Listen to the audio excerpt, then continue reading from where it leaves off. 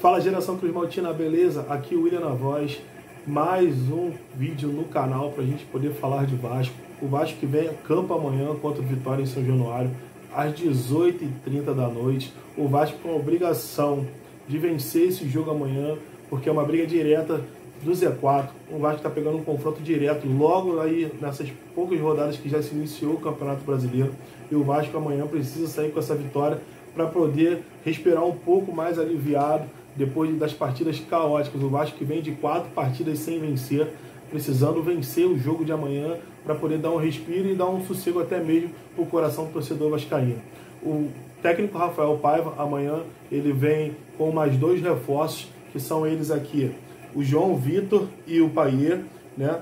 Amanhã os 2 jogadores devem entrar jogando, eu acredito que devam ser titular. E tem uma modificação interessante que o Rafael Paiva está fazendo nesse time de amanhã, que ele deve entrar com o João Vitor na lateral direita, no lugar do PH, que não tem feito boas partidas, tem jogado muito mal, muito abaixo do futebol do PH, e como consequência ele amanhã deve vir para o banco, né? E o João Vitor deve assumir a sua posição na lateral direita. Também temos a volta e a recuperação do jogador Payet, um jogador importantíssimo, do qual a gente precisa ter nos jogos, principalmente porque é um jogador diferenciado. Eu acho que é o que mais tem de diferenciado no Vasco hoje em dia, entendeu? Então precisamos muito que o Payet amanhã esteja 100% para poder ajudar o Vasco a ganhar esse jogo amanhã, importantíssimo para o Vasco. Depois da vinheta, volto aqui com mais informações sobre como vai ser montado esse elenco amanhã, para a gente conferir como é que vai vir o Vasco, entendeu? Um Vasco forte para vencer esse jogo contra o Vitória. Tá sacudindo o Maracanã, que coisa linda. Olha, eu confesso que com todo o tempo que eu tenho de carreira, com toda a experiência que eu tenho, a emoção que o Vasco causa. Voltando aqui para poder falar como o Vasco deve vir a campo amanhã contra o Vitória dentro de casa. Eu repito mais uma vez, é importantíssimo que o Vasco venha com um time estabilizado, com um time bem balanceado, para que possa alcançar a sua tão sonhada vitória após 4 partidas que o Vasco já vem de derrota. Eu acredito que amanhã o Vasco tenha que sair vitorioso, e com isso o técnico Rafael Paiva ele vem com a seguinte escalação. Ele vem aqui com o goleiro Léo Jardim, João Vitor, que é uma grande mudança, deve vir para a lateral direita. Ele vem com o Maicon Léo, então ele não vem com o sistema de 3 zagueiros, ele vai vir com o sistema de 2 zagueiros, uma vez que ele pretende colocar o João Vitor na lateral direita. Ele vem também com o Lucas Piton, lateral esquerdo, Esforza, Galdames, Payet, Rossi, que é uma pedida da galera, né? Devido a tudo que o Rossi vem jogando dentro de campo e ajudando o time, principalmente nos últimos jogos. O David e o Verratti, né? O nosso centroavante, o nosso goleador. E eu espero que amanhã esse time possa, inclusive, ajudar o Verratti, entendeu? A ter mais ações dentro da área do adversário, porque isso é importantíssimo. Nós temos um matador, um goleador, e quando a bola chega nele, entendeu? As coisas tendem a ser sucesso. Então eu acredito que amanhã essa escalação é a escalação mais coerente que o Rafael Paiva poderia trazer, entendeu? E com isso o Vasco amanhã vem a campo com sua força total, com o time completo, entendeu? Para a gente poder sair vitorioso amanhã desse jogo contra o Vitória. Dando sequência aqui às grandes informações aqui, amanhã o Vasco não vai contar com o Hugo Moura, que ele foi expulso na derrota contra o Atlético Paranaense, ainda no primeiro tempo. Então ele não vem para esse jogo. Um jogador que, depois daquela partida que ele foi expulso, por ter toda a polêmica do Cuca, ser o sogro dele e tudo mais, eu acredito também que, mesmo que se não tivesse sido expulso e houvesse uma pressão, algo do tipo que ele tivesse feito errado em campo, o jogador psicologicamente acaba estando um pouco mais abalado, e eu acredito que ele não viria para o jogo contra o Vitória amanhã. E falando de um jogador importantíssimo, que a gente tem perdido esse jogador em campo, o jogador não tem entrado, não tem sido relacionado para poder estar jogando, que é o Medel, um jogador que faz a diferença total ali na parte defensiva do Vasco, devido a alguns problemas extra particulares e problemas com o clube também, em questão de relacionamento com os seus colegas. O Medel, ele está fora provavelmente do jogo de amanhã também. Se for relacionado, deve ficar no banco, não deve entrar jogando. Se caso for jogar, só um milagre, porque todo o elenco está meio que fechado com ele, segundo as matérias que estão soltando na mídia, e eu acredito que ele amanhã não venha para o jogo. O Medel, ele se envolveu num problema com o Cauã Paixão, que é um garoto da base ele deu, acho que um tapa na cabeça do Cauã, e isso foi em janeiro, e o fato está sendo, tá vindo à tona agora, neste momento. Eu não sei porque o Vasco já passa por tanto problema, e uma coisa que aconteceu lá em janeiro, que já deveria estar resolvido, agora está aí bombando na mídia. Eu acho que isso é mais uma intenção de prejudicar o Vasco, mas enfim, não muda o fato da agressão do jogador Medel para o Cauã Paixão, e isso ele tem que ser punido. Mas eu não acho que deveria afastá-lo dos jogos, porque é um jogador extremamente importante para que o Vasco possa estar colocando em campo para ajudar o Vasco nessa vitória, principalmente de amanhã. E em relação ao Medel ainda, o Medel também ainda passa por alguns problemas familiares, entendeu? Eu acho que a sua mãe, algum parente dele, não está muito bem de saúde, com isso mexe um pouco o psicológico do jogador. Mesmo assim, eu ainda acho que é um jogador muito cascudo, de muita bagagem, que vai fazer muita falta nesse elenco do Vasco para o jogo de amanhã. Justamente a última partida, por incrível que pareça, do Medel foi o último jogo com o Ramon Dias, quando o Ramon Dias ainda era técnico do Vasco ainda. Ramon e Emiliano Dias, né, o pai e o filho, entendeu? Que inclusive estão voltando ao Rio de Janeiro, né, para poder cobrarem a sua dívida da sua rescisão trabalhista, né, porque eles alegam que eles não pediram conta para sair do Vasco, e o Vasco o Vasco entende de uma certa forma que já no vestiário eles pediram para ser demitidos. E isso vai virar uma novela, a gente sabe que isso tudo vai terminar em caso de justiça, e aí cabe ao Vasco da Gama e a 777 decidir o que vai ser feito juridicamente com esses dois ex-treinadores do Vasco.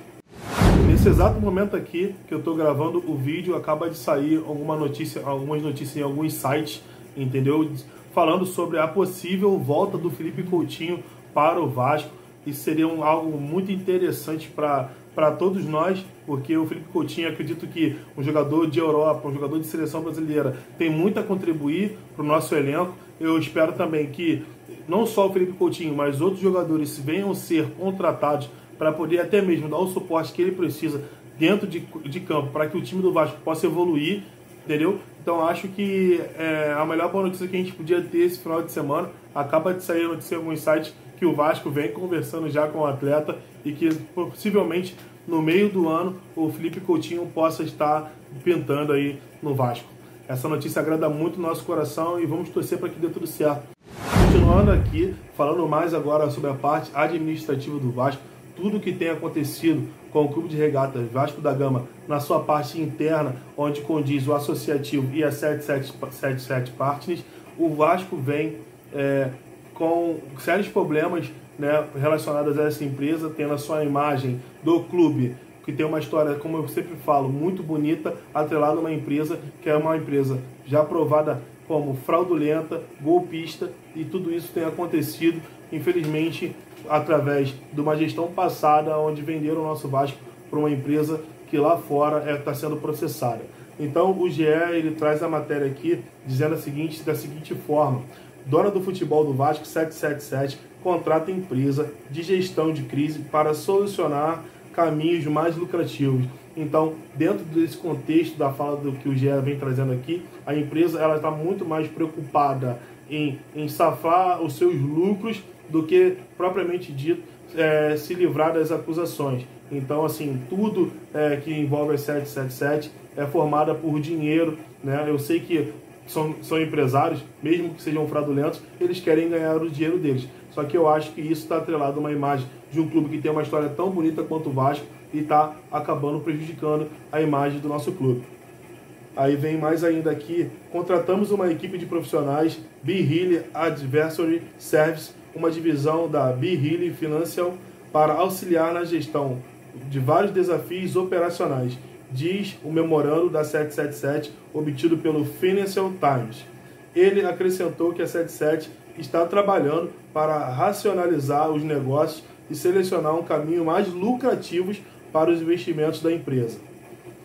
Continuando aqui, o clube de futebol do grupo 777 deram prejuízo nos últimos anos. A dona do Vasco também administra o Genoa da Itália, o Standard Liège da Bélgica, o Red Star da França, o Melbourne Victor da Austrália e o Hertha Berlin da Alemanha, além ainda de possuir a participação minoritária no Sevilha da Espanha. Na Bélgica, alguns veículos de imprensa publicaram que o Standard Liège será colocado à venda nos próximos meses, o que a 77 não confirma. O clube recebeu um transfer ban por não conseguir fornecer em tempo todos os comprovantes de pagamento solicitados, segundo o comunicado oficial.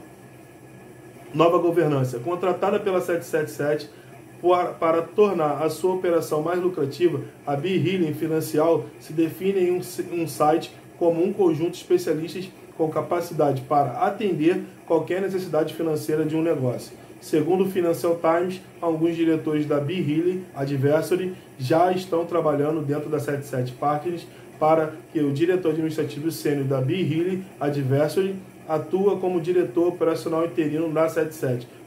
Quer dizer, no lugar, né, do CEO da 777, que era o Josh Wander, já estão providenciando um novo diretor executivo CEO para estar assumindo o cargo do Josh, uma vez que ele foi afastado pela própria 77 Partners por causa do seu envolvimento.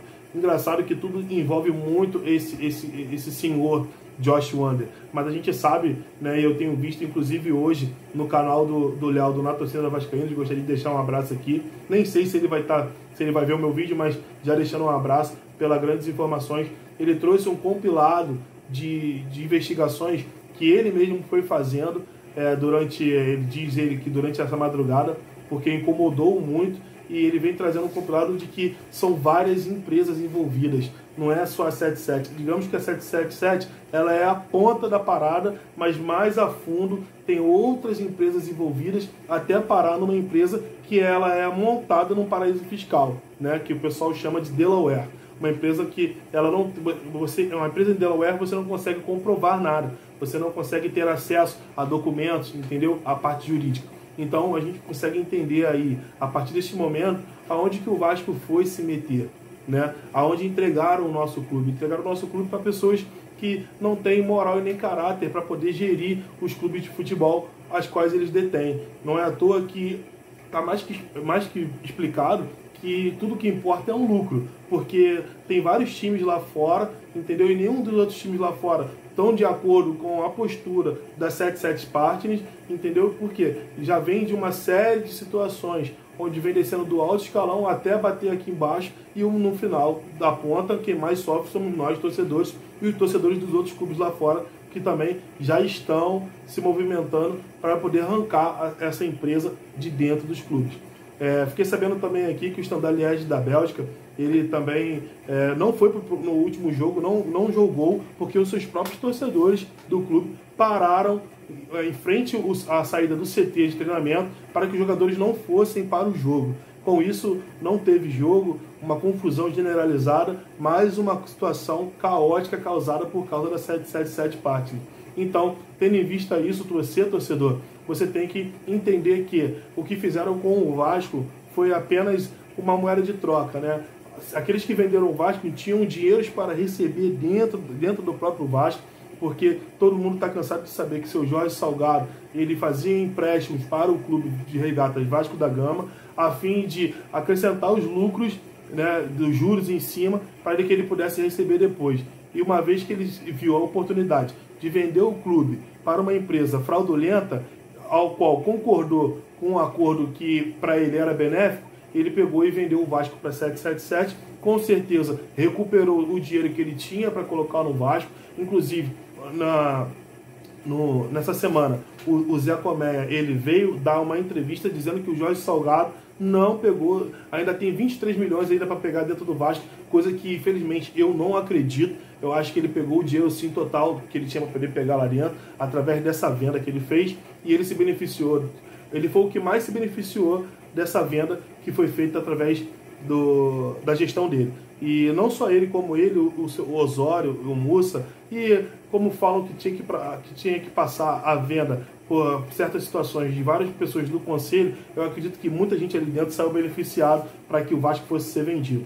E com tudo isso que está acontecendo, o maior prejudicado somos nós torcedores, onde somos sócios torcedores, onde pagamos ingresso, onde vamos para o estádio, e é aquele pensamento que a gente fica. O que vamos falar para os nossos filhos? Eu tenho 3 filhas e uma delas vai para o jogo comigo de vez em quando, e eu fico muito triste em saber que o Vasco foi vendido por uma empresa ao qual está pouco se lixando e não está nem um pouquinho preocupado com o coração do torcedor.